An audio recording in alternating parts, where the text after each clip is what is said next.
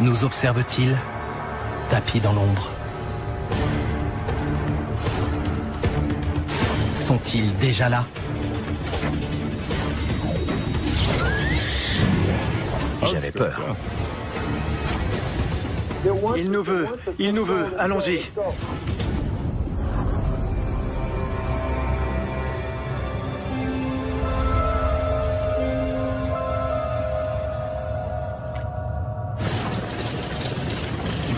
En 1980, alors que les relations entre États-Unis et URSS s'enveniment, une base de l'OTAN sous commandement américain en Angleterre est en état d'alerte.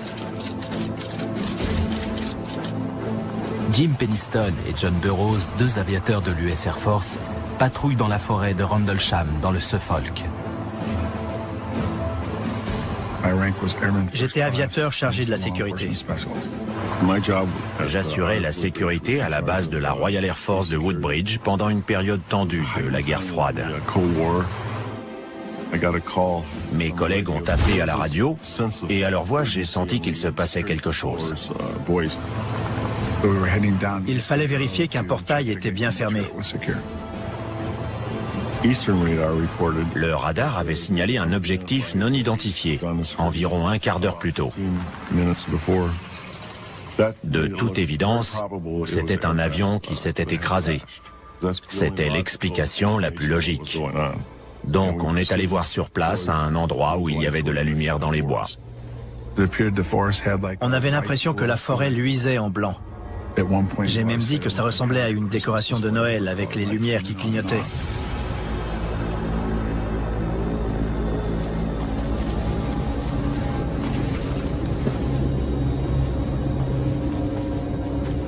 Mais quand on est arrivé à la lisière, tout a changé. Ça n'était pas un avion. Il n'y avait rien.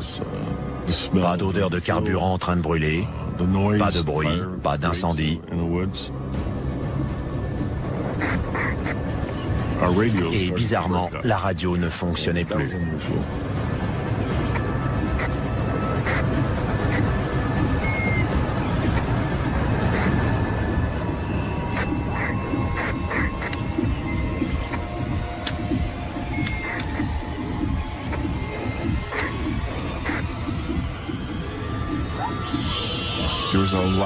Quelque chose a poussé un cri perçant, de surprise ou d'énervement. Jusqu'à ce moment-là, on avait cru à un accident d'avion. Mais il s'avérait que c'était un problème de sécurité. Plein d'animaux s'enfuyaient. C'était très bizarre. Je me suis dit qu'on était dans le pétrin. Je n'avais jamais été confronté à une situation pareille. Et j'avais peur. Il y a eu un éclair lumineux, aveuglant.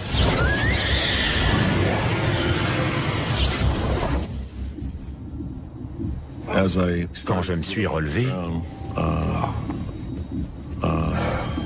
j'ai vu un engin de forme triangulaire à une 8aine de mètres devant moi.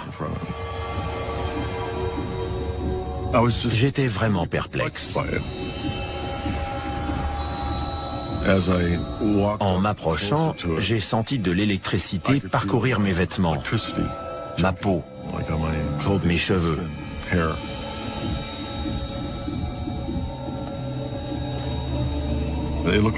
On aurait dit du verre noir très brillant. Et le revêtement de l'engin était traversé de couleurs. Des petites boules bleues et oranges.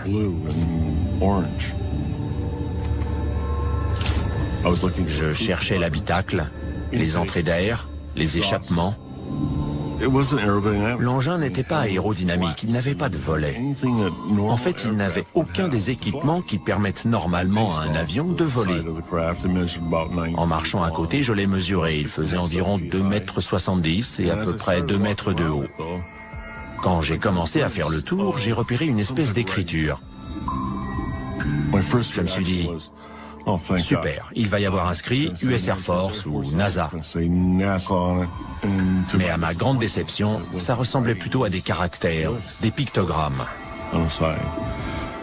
J'étais en plein mystère. Ces caractères s'étalaient sur 1 mètre et ils mesuraient 12 à 15 cm de haut. J'ai passé la main dessus et ça ressemblait à du papier de verre tellement c'était rugueux. Au-dessus, il y avait un cercle avec un triangle à l'intérieur et je l'ai touché aussi. Je ne voyais plus que cette lumière blanche. Son intensité s'est maintenue le temps du contact.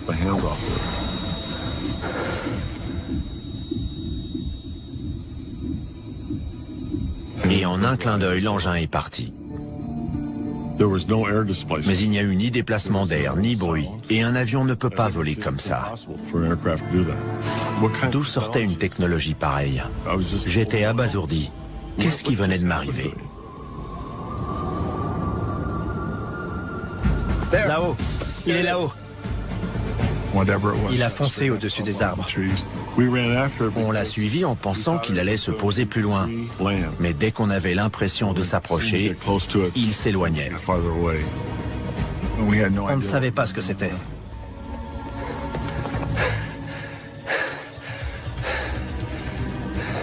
Patrouille 1 au rapport. Reçu. On rentre à pied. Je ne sais pas ce que c'était, mais c'est parti vers la côte. On était vraiment stupéfaits. John et moi, on s'est demandé comment expliquer ça aux autres. Comment leur raconter tout ce qu'on avait vu. Qu'est-ce que tu dessines? Ce qu'on a vu. J'ai pas vu ça. Quoi? Tu étais là pourtant. C'était pas ça.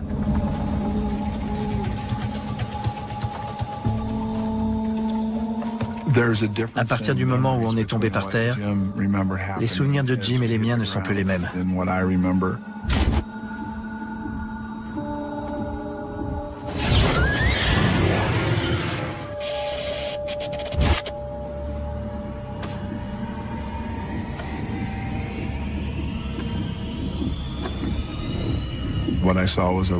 J'ai vu un objet rouge et ovale qui ressemblait à un soleil.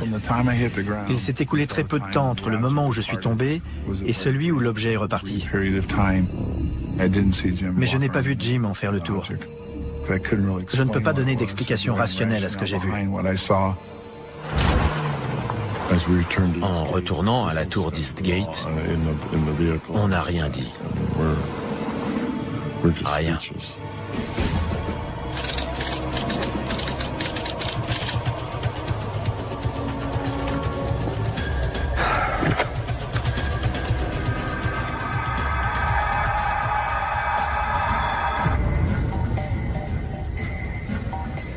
À quelle heure? Moins le quart. En arrivant, on a eu l'impression d'avoir été en patrouille pendant seulement 45 à 50 minutes, alors que ça faisait presque 2h30. J'ai essayé de me convaincre que cet écart était dû à l'adrénaline, mais sans succès. On voulait inspecter le périmètre pour y voir plus clair. Dans la matinée du 26, on y est retourné. Est-ce que j'avais peur? Bien sûr. Combien? 2,70. Je voulais savoir.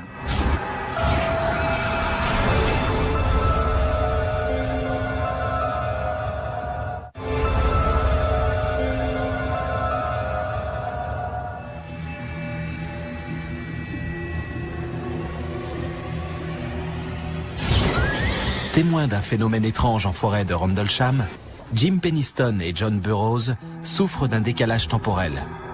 Et leurs souvenirs ne coïncident pas. J'ignorais ce que c'était. Je n'avais encore jamais rien vu de pareil auparavant. Après avoir fait notre rapport, on est retourné sur place en plein jour. Dans la matinée du 26, on y est retourné. Est-ce que j'avais peur? Bien sûr. Mais il fallait trouver des preuves, des éléments concrets permettant de dire que c'était bien arrivé.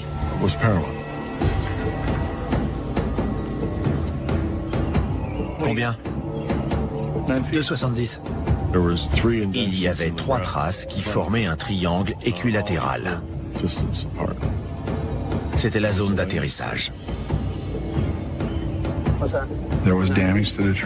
Les branches cassées au sol et le feuillage abîmé en hauteur abondaient dans notre sens.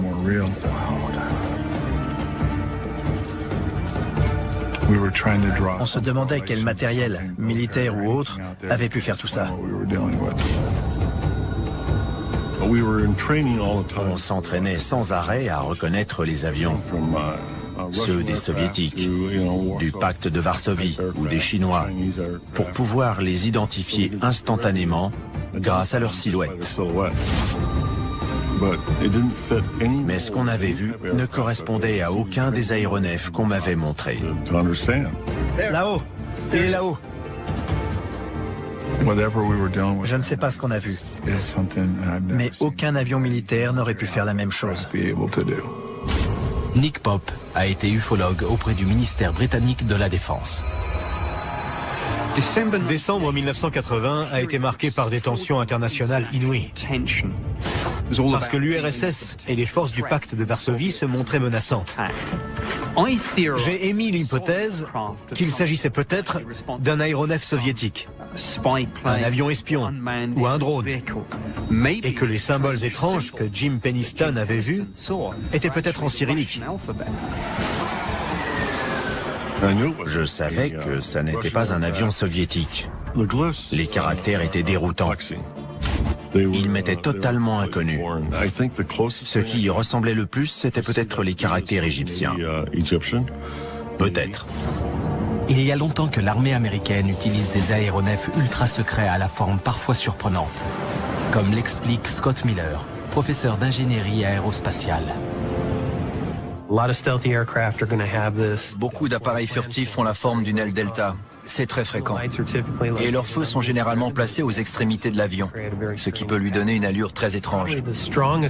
Et l'utilisation de moyens permettant de diminuer la signature radar a commencé pendant la guerre froide. Le U-2 a subi plusieurs transformations pour devenir plus furtif. Le SR-71 Blackbird existait dans une version baptisée A-12, mise à la disposition de la CIA, qui avait une peinture très sombre. Sa signature radar et infrarouge était nettement réduite, et il a dû faire une drôle d'impression à ceux qui l'ont vu de nuit. Sauf que ce truc ne s'est pas comporté comme un avion. Pas de bruit de moteur.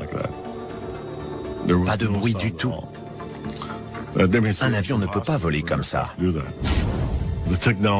C'était une technologie très en pointe, bien au-delà de ce qu'on pouvait fabriquer.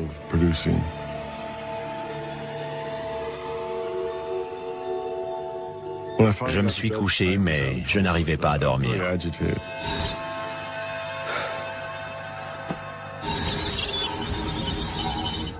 Impossible de me sortir ces 1 et ces 0 de la tête.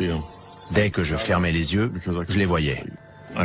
Du coup, je me suis levé, j'ai pris le calepin que j'avais avec moi cette nuit-là et j'ai commencé à le feuilleter. Comme je voyais toujours des 0 et des 1, je me suis dit que je pouvais les noter.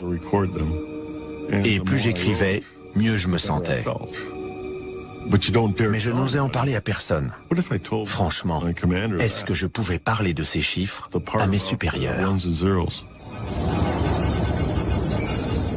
Ils auraient cru que j'avais disjoncté, et ça aurait mis fin à ma carrière. Donc j'ai rangé le calepin.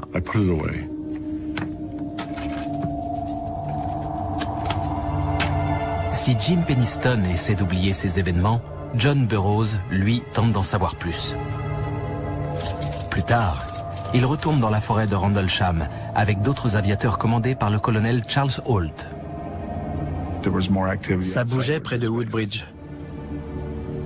Le soldat de garde a vu des lumières étranges dans les bois.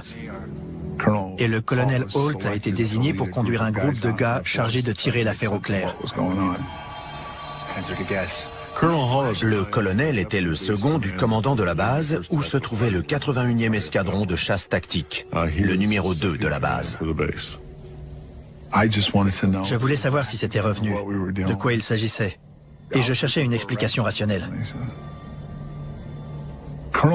Le colonel Holt avait un petit magnétophone.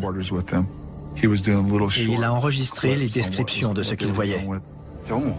On dirait qu'il palpite. Il y avait des lumières bizarres, dont 2 qui volaient en faisant une sorte de quadrillage. Tout à coup, devant nous, on a vu une lumière bleue transparente s'approcher à toute vitesse.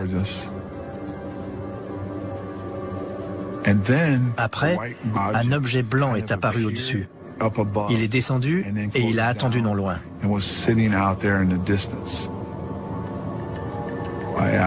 J'ai demandé la permission de m'approcher pour mieux voir. Ouais, vous aussi.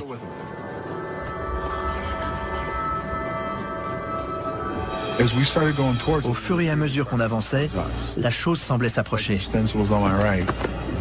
Le sergent Bastenza était à ma droite, mais il est tombé. Il m'a vu entrer dans la lumière et disparaître. Il a vu la lumière exploser et je suis resté introuvable pendant plusieurs minutes. Aucun souvenir. Je n'ai aucun souvenir de ce qui s'est passé. Je me souviens seulement que la chose a disparu. John? Il voulait savoir. C'était quoi? John? Selon le sergent Peniston, à un moment donné, la lumière blanche avait explosé. Et Bastenza a décrit la même chose. Après l'incident, il s'est passé quelque chose dans la nuit du samedi au dimanche. Quelques jours plus tard, John et moi, on a été convoqués au bureau du colonel Holt pour écouter la bande. Il bouge très vite. C'était une description des événements en temps réel. Je crois que Holt essayait de nous rassurer. Il confirmait qu'on n'avait pas rêvé, que ça recommençait. Et ça m'a soulagé parce que ça voulait dire que ça ne reposait plus seulement sur John et moi. D'autres soldats de l'US Air Force pouvaient confirmer cette deuxième apparition. L'OSI, le bureau des enquêtes spéciales de l'Air Force, contacte les 2 hommes qui tentent toujours d'élucider le mystère. J'ai été convoqué par l'OSI. De toute évidence, les gens chargés de cette affaire n'appréciaient pas nos initiatives. Et ils pouvaient mettre leurs menaces à exécution si on persévérait dans cette voie. J'ai pas écrit ça. Rien ne devait filtrer. Où est le reste?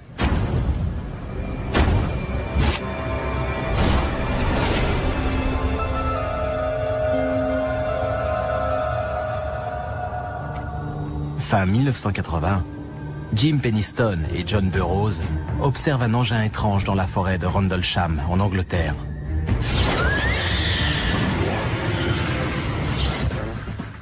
Plus tard, John Burroughs et d'autres soldats sont témoins d'un événement similaire.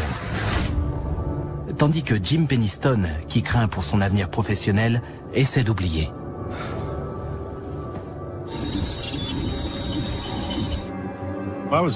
J'étais très inquiet à l'idée qu'une enquête s'intéresse plus en profondeur à ce qui s'était passé. J'ai été convoqué par l'OSI.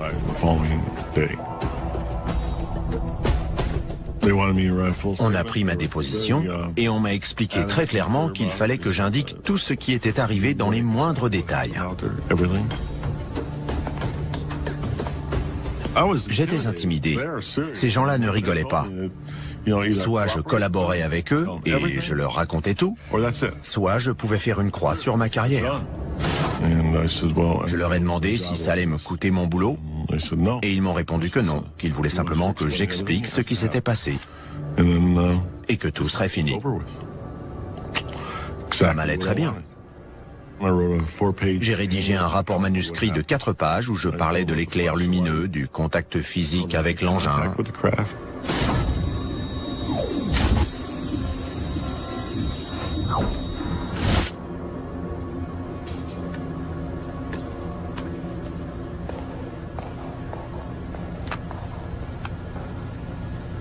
Mais Jim Penniston se voit alors offrir un marché auquel il ne s'attend pas. Une vingtaine de minutes après, ils sont revenus.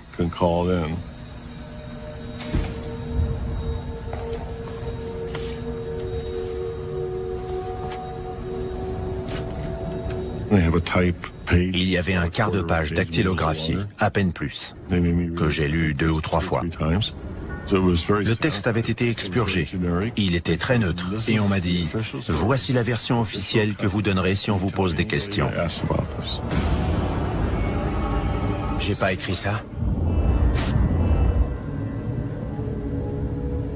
Où est le reste? J'ai pensé à notre code de conduite qui prévoit qu'on ne doit pas faire de fausses déclarations. Ça ne me plaisait pas. Pas du tout même. Mais l'OSI a les moyens d'intervenir en marge de la hiérarchie classique. Ça lui est tout à fait possible.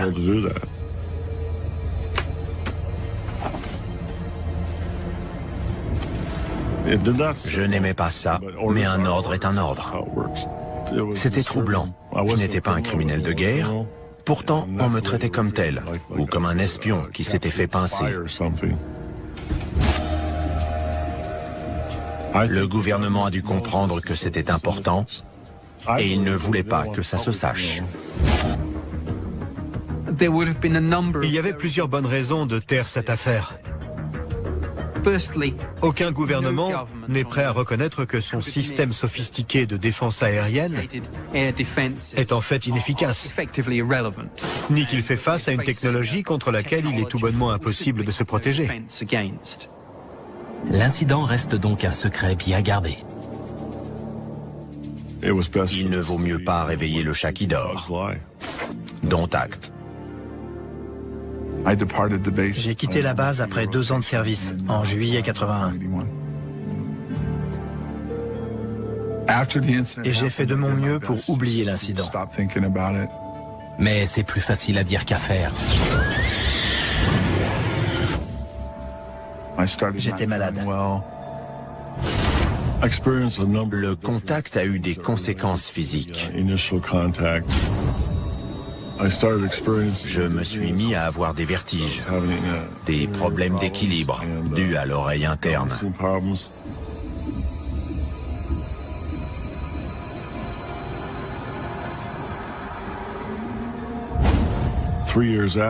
Et 3 ans après l'incident, j'ai commencé à souffrir d'une pathologie cardiaque très rare. Après mon départ de Bentwaters, les problèmes se sont multipliés.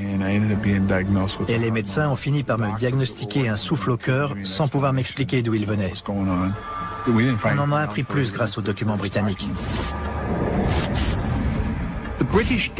Le gouvernement britannique est en train de déclassifier toutes ses archives concernant les ovnis. D'après ce document, le colonel Holt et ses hommes sont retournés enquêter dans la forêt de Rendlesham. Le colonel Holt a mesuré le niveau de radiation et il l'a indiqué dans son rapport officiel, rapport qui a été envoyé au ministère de la Défense. Faites une mesure. Dans le groupe, il y avait un sous-officier spécialisé dans la préparation aux catastrophes, équipé d'un compteur Geiger. Et il a mesuré le niveau de radiation de la zone d'atterrissage et des alentours. C'est étrange. La mesure la plus élevée a été enregistrée au niveau des 3 traces découvertes en forêt. Les services de renseignement de la Défense ont évalué que leur niveau de radiation était nettement plus haut que celui des alentours. À mon avis, mes vertiges étaient dus aux radiations. D'autant plus que le personnel médical m'avait justement demandé si j'avais été irradié. Pour moi, c'était un dilemme. Comme je n'étais pas censé parler de l'incident, est-ce que je devais mentionner cette irradiation ou est-ce qu'il fallait que je mente au médecin et que je dise que je n'avais jamais été irradié? J'ai obéi à mes ordres et j'ai dit que non. Je n'avais jamais été irradié, alors que je savais que c'était faux. Quand je suis entré dans l'US Air Force, les tests ont indiqué que j'étais en bonne santé. Quand j'en suis sorti en 1988, l'examen médical a montré que je souffrais de plusieurs problèmes cardiaques. Rien ne les explique, mais ils sont apparus juste après l'incident. Jim Penniston et John Burroughs sont de plus en plus malades. Et leur hiérarchie ne peut pas, ou ne souhaite pas, expliquer pourquoi. Les deux hommes se décident donc à trouver des réponses par leurs propres moyens. J'ai été hypnotisé en Californie. Le praticien a fait du très bon travail en me laissant parler. La séance a duré 2 à 3 heures et elle a permis d'avoir un compte-rendu détaillé de l'incident, du début à la fin. Bien sûr, on approche doucement. On dirait un objet, mais il paraît entièrement lumineux. Il nous appelle. Il nous dit de le traverser. On le sent.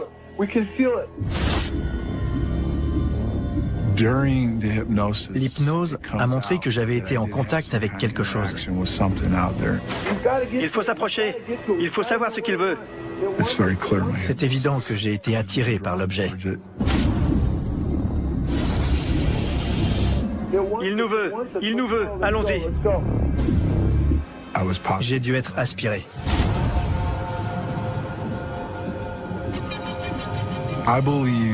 J'étais sûrement à l'intérieur de l'objet quand le sergent Penniston en a fait le tour. Ça expliquerait pourquoi je ne me souviens pas l'avoir vu faire ces mesures. D'autres séances portent sur ce qui lui est arrivé lors du deuxième incident. Celui en présence du colonel Holt. Ça, c'est pas naturel. On a plus de détails sur la deuxième nuit. Les lumières sont revenues. Je savais qu'elles seraient là. Elles sont bizarres. Elles sont en stationnaire au-dessus. On est en contact télépathique.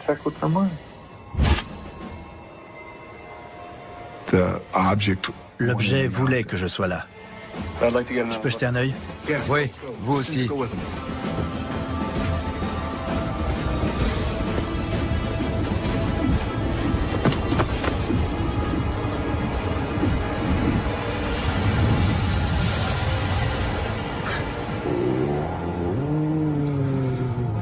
Qu'y a-t-il?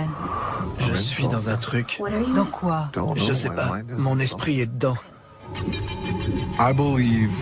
Je crois que je suis entré, que j'étais à l'intérieur.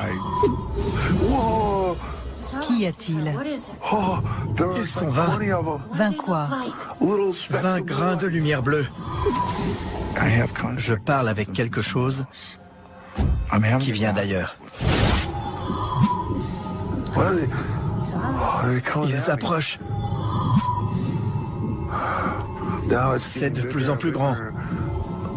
On dirait un objet blanc, laiteux.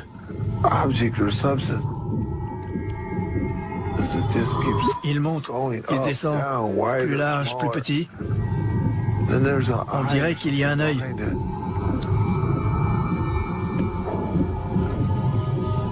Ça s'ouvre. Il y a quelque chose dedans? Non.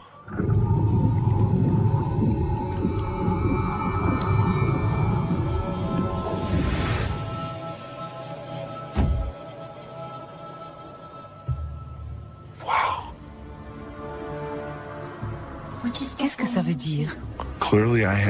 J'ai été en contact avec quelque chose d'intelligent. Spécialiste en astrobiologie, Mark Schneegert s'intéresse à la recherche de formes de vie extraterrestres intelligentes. Il est possible que la vie soit apparue ailleurs dans le système solaire ou la galaxie et qu'elle soit arrivée accidentellement ou volontairement sur Terre.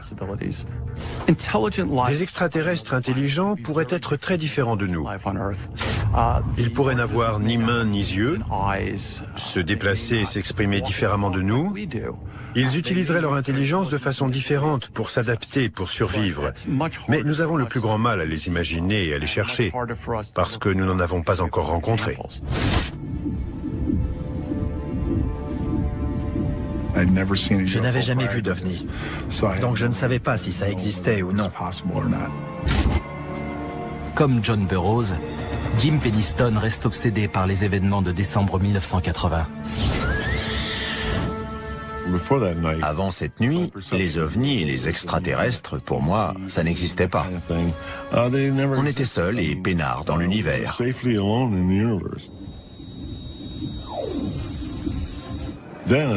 Mais tout a changé dans les bois. Je dormais 2-3 heures par nuit. Et on m'a suggéré de m'adresser à une psychiatre pour régler ce problème de sommeil. Une séance d'hypnose a révélé qu'il y avait un blanc qui correspondait à la période passée en forêt. La praticienne n'arrive pas à aller au-delà du moment où Jim Penniston touche l'engin. Impossible de me souvenir. D'après elle, c'était un traumatisme. Que se passe-t-il? J'ignore ce que c'est.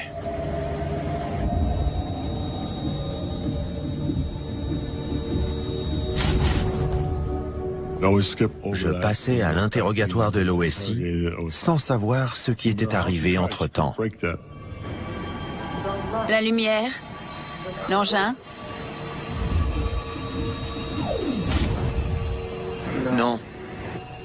Je suis à l'OSI. Elle m'a dit qu'un verrou mémoriel m'empêchait de me souvenir de ce qui s'était passé. Pour elle, c'était une première.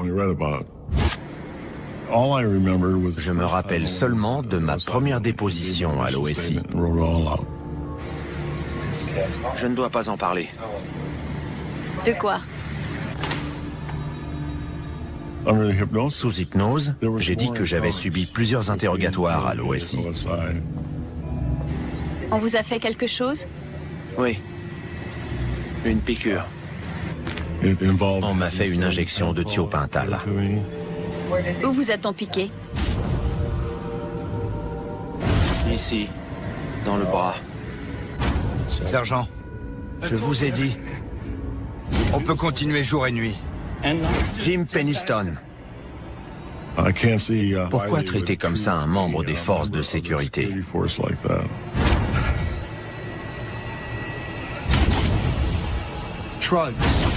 Dans ce contexte, cette substance peut servir deux objectifs. Obtenir la vérité ou la dissimuler. Les citoyens américains et britanniques auraient été horrifiés d'apprendre qu'un aéronef avait traversé avec autant de facilité un rideau défensif aérien aussi complexe et soi-disant aussi efficace. Donc tout le monde avait une bonne raison d'étouffer cette affaire. Je veux partir. Mais les séances répétées finissent par faire sauter le verrou mémoriel.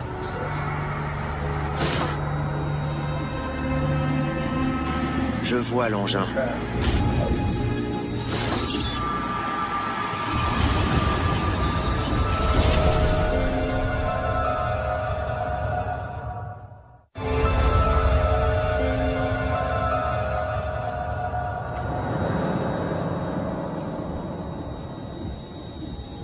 Des années après être tombé nez à nez avec un engin étrange, Jim Penniston suit une hypnothérapie qui se heurte à un verrou mémoriel.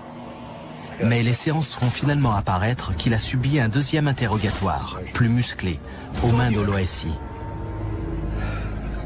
Je ne me souvenais pas qu'il m'était arrivé une chose pareille à l'OSI. L'OSI veut en savoir plus sur la nuit du 25 décembre 1980. La seule chose dont je ne pouvais pas me rappeler, c'était les 45 minutes passées en forêt. Sous hypnose, je passais directement à l'arrivée à la tour d'Eastgate. On dirait une écriture, mais illisible.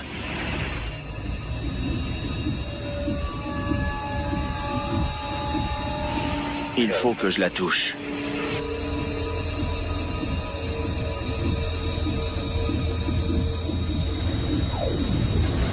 À ce moment-là, que se passe-t-il? Je vois l'engin. Une lumière blanche.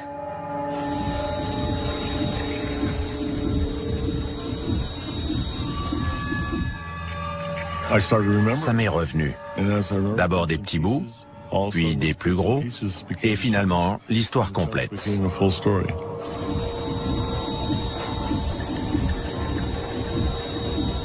Ils ont pour mission de prendre contact avec nous.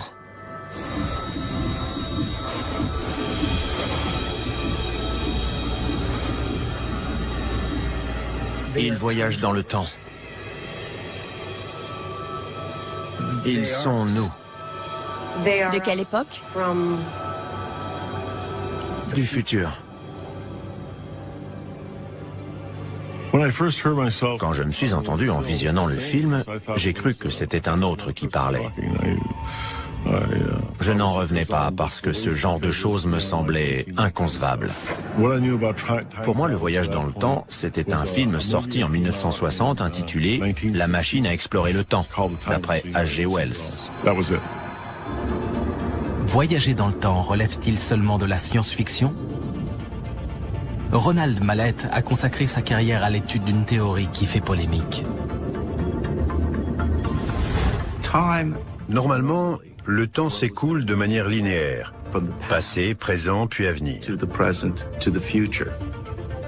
Mais d'après la théorie de la relativité générale d'Einstein, le temps peut être modifié par la gravitation. Plus la gravitation est forte, plus le temps ralentit. On peut considérer les trous noirs comme des machines naturelles permettant de voyager dans le temps parce qu'ils provoquent une torsion phénoménale de l'espace et donc du temps. Plus on approche d'un trou noir, plus la gravitation augmente, donc plus le temps ralentit. Par conséquent, au bord d'un trou noir, le temps est presque à l'arrêt. Si je tords le temps pour obtenir une boucle, je peux aller du passé au présent ou au futur à l'aide de la lumière. En se déplaçant, cette dernière déforme l'espace, ce qui entraîne une déformation du temps. Mais il est impossible de remonter au-delà du moment de la création de l'appareil qui permet de le faire, parce que c'est lui qui crée l'effet recherché. Je ne pensais pas qu'il était possible de voyager dans le temps. Mais je commence à me demander si c'est la seule explication. Sous hypnose, Jim Penniston exhume un autre souvenir. La lumière était constante, puis tout est devenu blanc. Je ne voyais plus que des 1 et des 0 qui sortaient. C'était dingue. Un code binaire. C'est sous hypnose que j'ai entendu ce mot pour la première fois. Quand on m'a posé la question « Qu'est-ce que vous voyez ?», j'ai répondu « Un code binaire ». Alexander Furworn est professeur d'informatique. Le binaire est un système qui permet de coder un langage. Les langues que nous parlons sont une sorte de code. On encode des idées sous la forme d'une langue. Le binaire permet de faire la même chose, mais d'une manière différente. On l'utilise fréquemment pour crypter des messages secrets. Au début des années 80, ce code n'était pas très connu. On commençait seulement à l'utiliser de façon commerciale sur le marché américain. Quelque chose me dit qu'en 1980, Jim Penniston n'aurait sûrement pas été capable d'écrire en code binaire. Ce n'est ni un mathématicien, ni un cryptographe. Il ne connaît pas ce code. J'ai gardé le calepin. J'ai toujours été persuadé que ces chiffres avaient un sens. Et j'ai demandé à une entreprise de les analyser. Le problème du binaire, c'est que si on n'a pas la clé pour le décoder, on peut interpréter les 0 et les 1 de nombreuses façons. Si une seule personne les interprète, elle exprime son avis. Mais si 3 personnes qui ne se connaissent pas en donnent la même interprétation, et si ce message a du sens, alors c'est bien un code.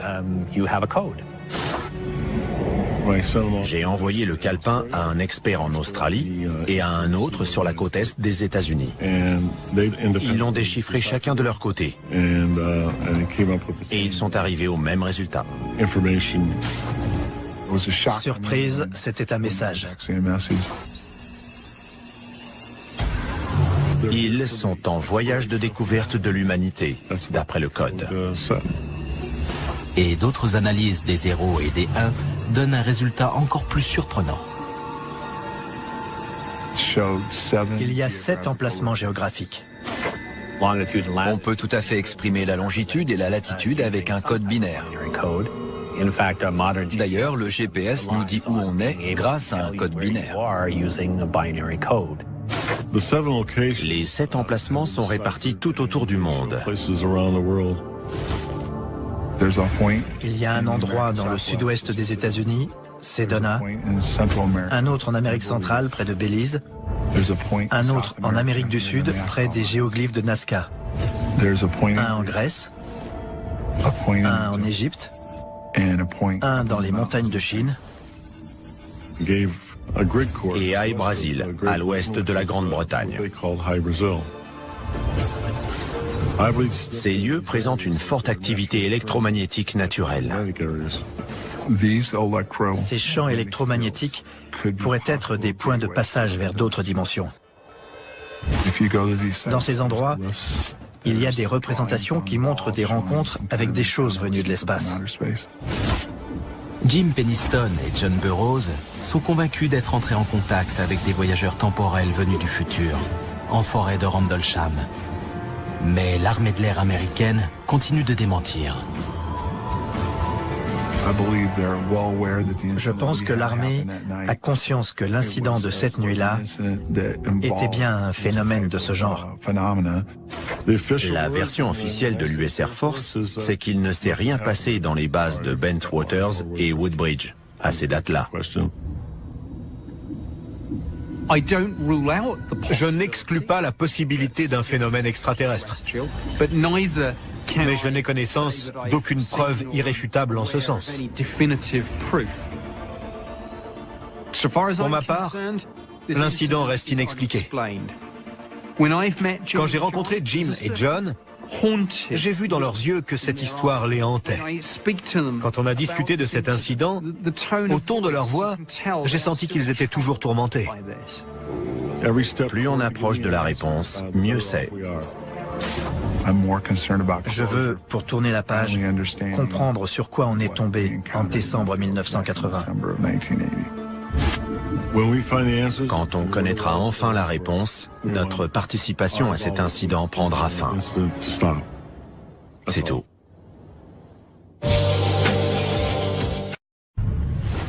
À travers les dimensions du temps et de l'espace, grâce à des technologies qui dépassent notre entendement, nous observe-t-il, tapis dans l'ombre? Sont-ils déjà là? J'avais peur. Il nous veut, allons-y.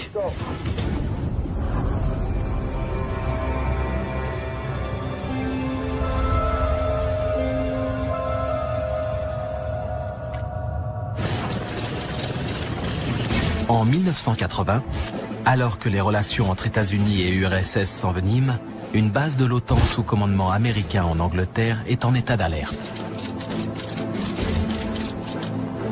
Jim Penniston et John Burroughs, 2 aviateurs de l'US Air Force, patrouillent dans la forêt de Rendlesham, dans le Suffolk. J'étais aviateur chargé de la sécurité. J'assurais la sécurité à la base de la Royal Air Force de Woodbridge pendant une période tendue de la guerre froide. Mes collègues ont appelé à la radio et à leur voix, j'ai senti qu'il se passait quelque chose. Il fallait vérifier qu'un portail était bien fermé. Le radar avait signalé un objectif non identifié, environ un quart d'heure plus tôt. De toute évidence, c'était un avion qui s'était écrasé. C'était l'explication la plus logique. Donc on est allé voir sur place à un endroit où il y avait de la lumière dans les bois. On avait l'impression que la forêt luisait en blanc.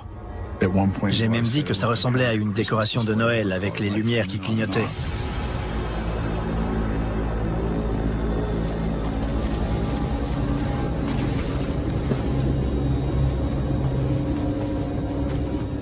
Mais quand on est arrivé à la lisière, tout a changé.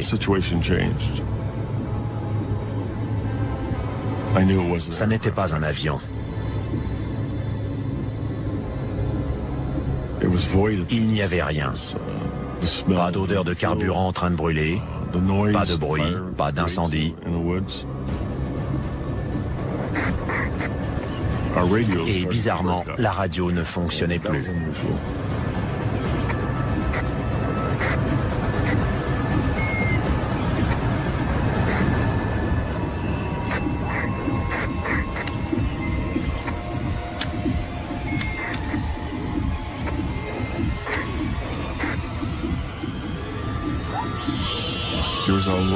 Quelque chose a poussé un cri perçant, de surprise ou d'énervement.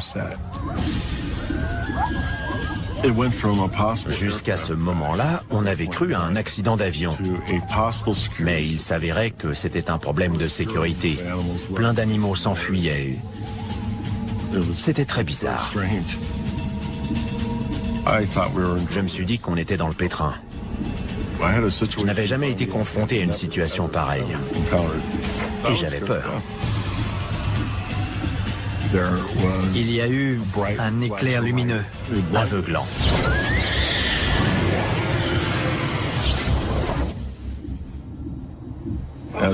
Quand je me suis relevé, j'ai vu un engin de forme triangulaire à une 8aine de mètres devant moi. J'étais vraiment perplexe. En m'approchant, j'ai senti de l'électricité parcourir mes vêtements, ma peau, mes cheveux.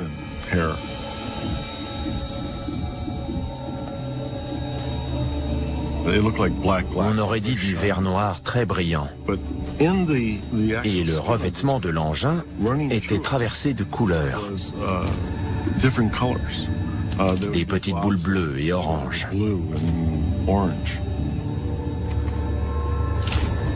Je cherchais l'habitacle, les entrées d'air, les échappements.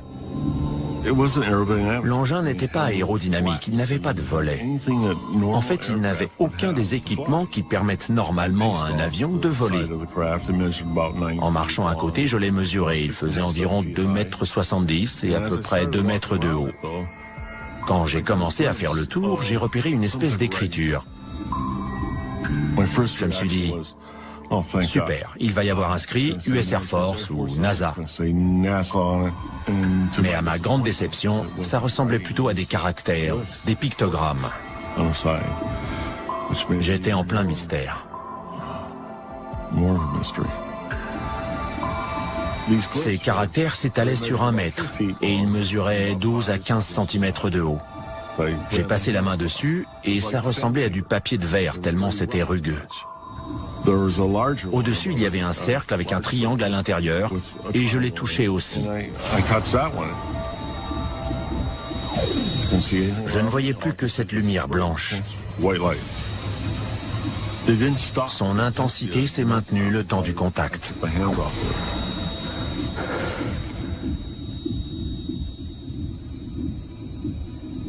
Et en un clin d'œil, l'engin est parti. Mais il n'y a eu ni déplacement d'air, ni bruit, et un avion ne peut pas voler comme ça. D'où sortait une technologie pareille? J'étais abasourdi. Qu'est-ce qui venait de m'arriver?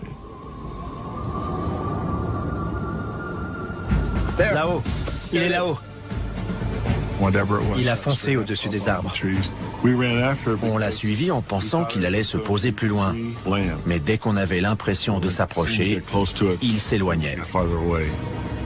On ne savait pas ce que c'était.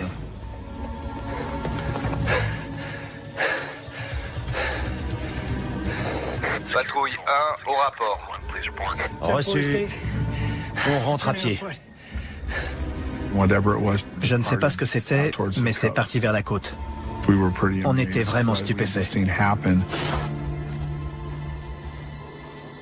John et moi, on s'est demandé comment expliquer ça aux autres. Comment leur raconter tout ce qu'on avait vu. Qu'est-ce que tu dessines? Ce qu'on a vu. J'ai pas vu ça. Quoi? Tu étais là pourtant. C'était pas ça.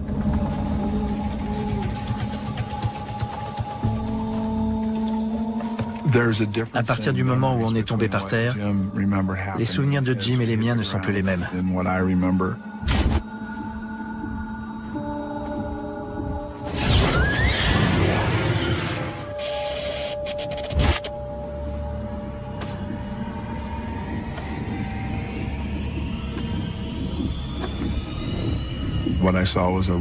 J'ai vu un objet rouge et ovale qui ressemblait à un soleil. Il s'est écoulé très peu de temps entre le moment où je suis tombé et celui où l'objet est reparti. Mais je n'ai pas vu Jim en faire le tour. Je ne peux pas donner d'explication rationnelle à ce que j'ai vu. En retournant à la tour d'Eastgate, on n'a rien dit. Rien.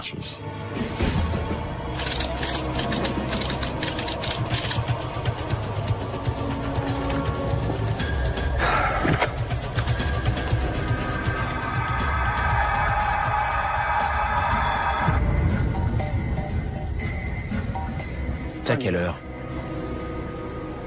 Moi le quart. En arrivant, on a eu l'impression d'avoir été en patrouille pendant seulement 45 à 50 minutes, alors que ça faisait presque 2h30.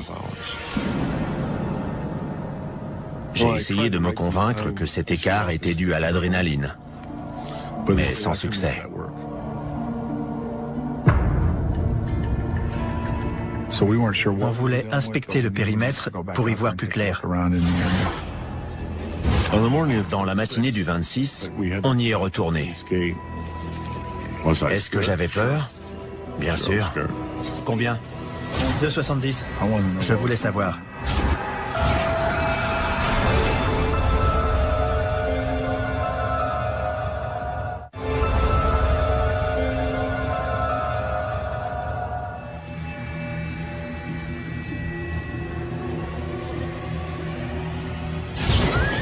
Témoins d'un phénomène étrange en forêt de Rendlesham, Jim Penniston et John Burroughs souffrent d'un décalage temporel et leurs souvenirs ne coïncident pas.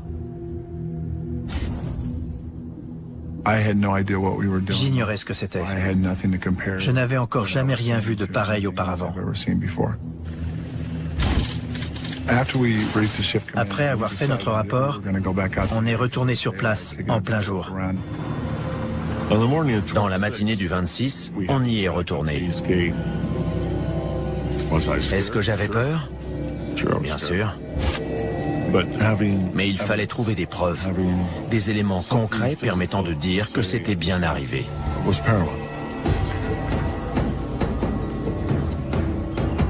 Combien? 2,70. Il y avait 3 traces qui formaient un triangle équilatéral. C'était la zone d'atterrissage.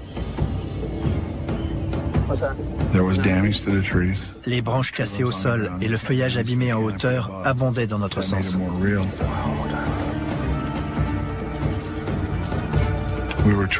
On se demandait quel matériel, militaire ou autre, avait pu faire tout ça.